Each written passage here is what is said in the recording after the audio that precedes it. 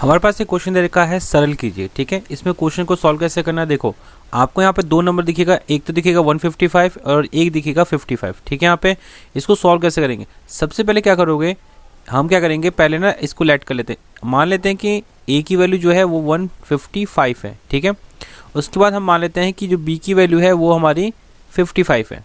ठीक है, इसके बाद हम क्या करेंगे, इस पूरे क्वेश्चंस को, ये जो पूरा क्वेश्चन दिख रहा है ना आपको, इसको हम एक कह सकते हैं कि एक फॉर्म में लेके आएंगे। किस फॉर्म में लिखेंगे, देखो यहाँ पे कैसे करेंगे, जहाँ पे 155 लिखा है ना वहाँ पे लिखेंगे ए। तो देखो 155 क्या है, 155 गुणा 155 दे रखा है ना, तो हम क्या करेंगे, इसको ऐसे लिख सकते हैं, ए का स्क्वायर लिख सकते हैं इसे। फिर आ गया प्लस का प्लस, ये जो प्लस दिख रहा है ना ये वाला, ये आ गया। फिर लिखा है 155 मल्टीप्लाई 155, तो 155 को तो हम ए मानते हैं और 55 को क्या मानेंगे, बी मानेंगे। ठीक है, जैसे मैंने यहाँ पे लेट कर रखा है। फिर यहाँ पे प्लस का प्लस आ गया, फिर लिखा है 55 मल्टीप्लाई 55, तो इसको मैं लिख सकता हूँ बी का स्क्वायर। इसके बाद मैं एक लाइन खींच दूंगा, देखो यहाँ पे। फिर इसके बाद देखो यहाँ पे 155 तीन बार लिखा हुआ है, वो भी मल्टीप्लाई करके, तो मैं इसको ऐसे लिख सकता हूँ, मैं लिख सकता हूँ ए की पावर क्यूब। फिर यहाँ पे देखो 55 तीन बार लिखा है, तो मैं लिख दूंगा यहाँ पे बी की पावर क्यूब लिख दूंगा। इसके बाद मैं क्या करूँगा, इसके बाद क्या करूँगा, ऊपर वाला नंबर फिर से मैं लिख दूंगा सेम टू सेम लिख दूंगा। ठीक है, यहाँ पे ए मल्टीप्लाई फिर बी का स्क्वायर। इसके बाद देखो यहाँ पे ये जो ए क्यू माइनस बी क्यू है ना, ये पूरे एक फॉर्मूले में खुल जाएगा। फॉर्मूला क्या होता है, देखो यहाँ पे लिखूंगा ए माइनस बी, फिर आएगा ए स्क्वायर प्लस में ए मल्टीप्लाई बी, फिर आएगा मेरा बी स्क्वायर। इतना याद रहेगा। अब देखो वहाँ पे ऊपर भी लिखा है A square plus A B plus B square, नीचे भी देखो A square plus A B plus B square. तो ये पूरे से ये पूरा कट जाएगा। इसके बाद ऊपर क्या बचेगा, देखो यहाँ पे ऊपर बचेगा सिर्फ 1 और नीचे बचेगा क्या, ए माइनस बी बचेगा। ठीक है बच्चों, इसके बाद देखो क्या होगा, इसके बाद हम क्या करेंगे, देखो यहाँ पे 1 का 1 आएगा, ये जो 1 है ना 1 का 1 लिख देंगे। और ए माइनस बी लिखा है, ए की वैल्यू क्या थी मेरे पास 155 था, तो ए की जगह पे लिखूंगा 155 माइनस, और जो बी है ना यहाँ पे बी लिखा है ना, बी की जगह पे क्या लिखूंगा 55, बी की जगह लिख दूंगा 55। इसके बाद क्या करेंगे, देखो 155 में से 55 जाएगा कितना बचेगा, 100 बचेगा। तो अगर 100 से 1 को डिवाइड करते हैं तो कितना आएगा मेरा 1 लिख दूंगा, 2 0 है, 1 0.0, ये हो गया आपका आंसर। ठीक है, यहाँ पे अब चलते हैं नेक्स्ट क्वेश्चन पे। हमारे पास क्वेश्चन दे रखा है, यदि x by y plus y upon में x इक्वल टू -1 दे रखा है। ठीक है, मुझे निकालना है x cube minus y cube का वैल्यू निकालिए, यानी मान निकालना है। कैसे करेंगे इस क्वेश्चन को, देखो यहाँ पे सबसे पहले लिख देंगे यहाँ पे देखो x अपॉन में y प्लस में y अपॉन में x इक्वल टू में -1। ठीक है, आपको ध्यान से देखना है। देखो इसके बाद क्या करना है, देखो y और x को अगर मल्टीप्लाई करते हो तो क्या बनेगा, एक्स वाई बन जाएगा। x को इससे मल्टीप्लाई करूँगा क्या आएगा, x का स्क्वायर प्लस y को इससे करूँगा तो क्या आएगा मेरा y का स्क्वायर। ठीक है, क्रॉस मल्टीप्लाई किया, माइनस का -1 आ गया। ठीक है, इसके बाद मैं क्या करूँगा, देखो यहाँ पे x का स्क्वायर आ गया प्लस y का स्क्वायर। इस एक्स वाई को देखो, ये दिख रहा है आप, ये वाला एक्स वाई, इसको अगर मैं इससे मल्टीप्लाई करता हूँ तो यानी क्रॉस मल्टीप्लाई होता है ना, अगर करता हूँ तो क्या बनेगा मेरा माइनस का एक्स वाई। इतनी बात आपको समझ में आ गई। अब हमें क्या करना है, आपको एक फॉर्मूला पता होगा, एक फॉर्मूला होता है एक्स क्यूब माइनस का वाई क्यूब। इसका फॉर्मूला क्या होता है मेरे पास, एक्स माइनस वाई। ठीक है, तो ये हो जाएगा एक्स स्क्वायर प्लस का एक्स वाई। ठीक है, प्लस का फिर आएगा मेरा वाई का, हमारा क्या जाएगा वाई का स्क्वायर। ठीक है, अब क्या करेंगे हम क्या करेंगे, देखो यहाँ पे एक्स क्यूब वाई क्यूब। ठीक है, सेम टू सेम लिख देंगे हम लोग, फिर एक्स माइनस वाई। अब ये देखो यहाँ पे ये जो एक्स स्क्वायर है ना, इसको यहाँ लिख देंगे और ये वाई स्क्वायर इसके पास लिख देंगे। ठीक है, यहाँ पे प्लस का एक्स वाई। ठीक है, अब इसके बाद क्या करेंगे, देखो यहाँ पे ध्यान से देखिएगा। इसके बाद हम क्या करेंगे, फिर से यही वाली जो लाइन है, ये जो लाइन है ना एक्स क्यूब वाई क्यूब, इसी को लिखेंगे यहाँ पे एक्स क्यूब वाई क्यूब। ठीक है, एक्स माइनस वाई, फिर से क्या लिखेंगे एक्स माइनस वाई लिख दिया मैंने। और मैं क्या करूँगा, देखो x square plus y square दिख रहा है ना यहाँ पे, ये दिख रहा है ना आपको एक्स स्क्वायर वाई स्क्वायर।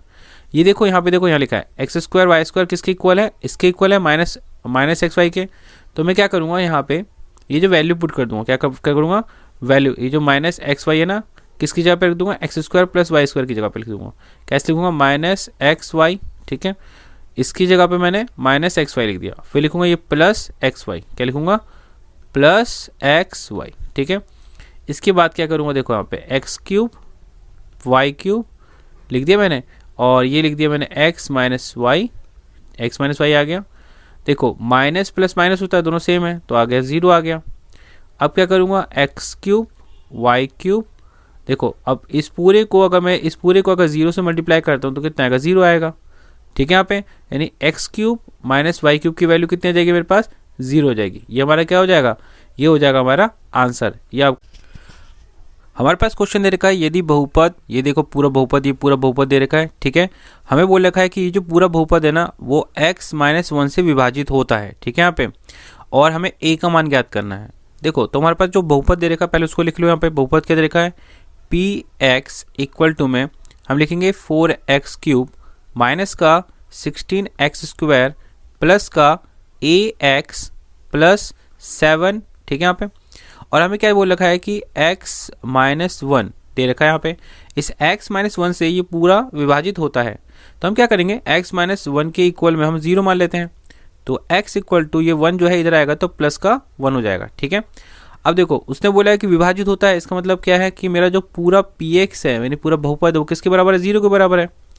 अभी जहाँ पे देखो ये px लिखा है ना मैंने, px देखो px इसके बराबर है, पूरा इसके बराबर लिखा हुआ है, तो मैं इस पूरे को लिख दूंगा px की जगह पे पूरा लिख दूंगा। कैसे लिखूंगा, देखो यहाँ पे लिखूंगा 4x का क्यूब माइनस का 16x का स्क्वायर प्लस फिर लिखूंगा 9 यहाँ पे दे रखा है मेरा कितना, a दे रखा है, क्या दे रखा है ax। ठीक है, प्लस का 7 इज इक्वल टू में 0। अब मैं क्या करूँगा, देखो 4 का 4 आ गया, x की वैल्यू क्या निकाली थी मैंने, x की वैल्यू 1 निकाली थी, तो x की जगह पे लिखूंगा 1 का क्यूब माइनस 16, फिर लिखूंगा 1 का स्क्वायर प्लस फिर लिखूंगा a ब्रैकेट में लूंगा 1, x की जगह 1 लिखूंगा प्लस 7 इक्वल टू में 0। 1 का क्यूब कितना आता है, 1 ही आता है, तो 1 को 4 से करूँगा कितना आएगा, 4 ही आएगा। 1 का स्क्वायर 1 ही आता है, 1 को 16 से करूँगा कितना आएगा, 16 आएगा, प्लस a को 1 से मल्टीप्लाई करूँगा तो कितना a ही आएगा, प्लस 7 इक्वल टू 0। अब हम क्या करेंगे, देखो 16 में से अगर 4 को माइनस कर दो कितना आएगा, 12 आएगा, वो भी माइनस का, बड़े के माइनस इसलिए माइनस आ गया। ठीक है, अब क्या करेंगे, देखो यहाँ पे अब ये जो प्लस का 7 है वो उसको यहाँ लिख देता हूँ मैं, और प्लस का a इक्वल टू में 0।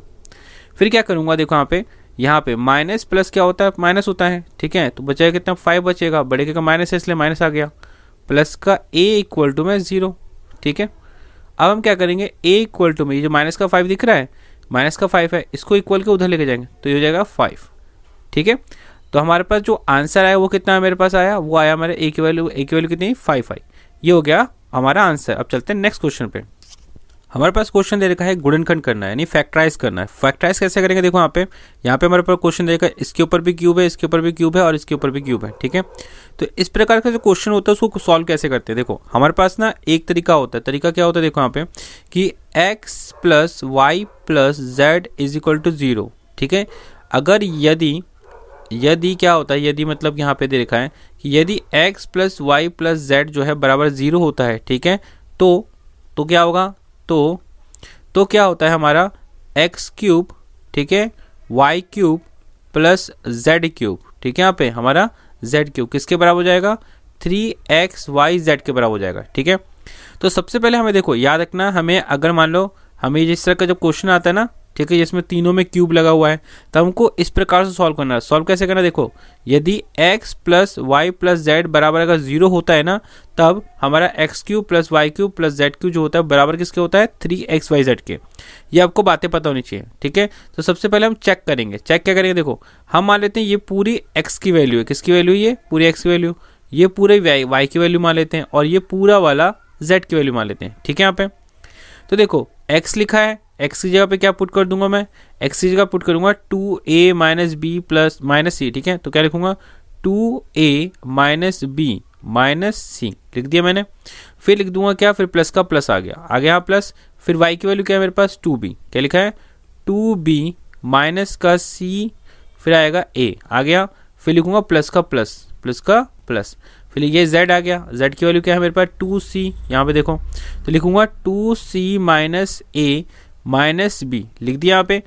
अब बराबर में क्या है मेरे, यहाँ पे बराबर में मेरे 0 है। ठीक है, यहाँ पे अब देखो ये कट सकता है कि नहीं कट सकता, देखो 2a यहाँ लिखा हुआ है और 2a और क्या लिखा है, देखो यहाँ पे अगर हम पहले प्लस कर देखते हैं, देखो ये हो गया, देखो ये 2a है और देखो एक ये और एक ये है, एक ये है और एक ये है, ठीक है यहाँ पे।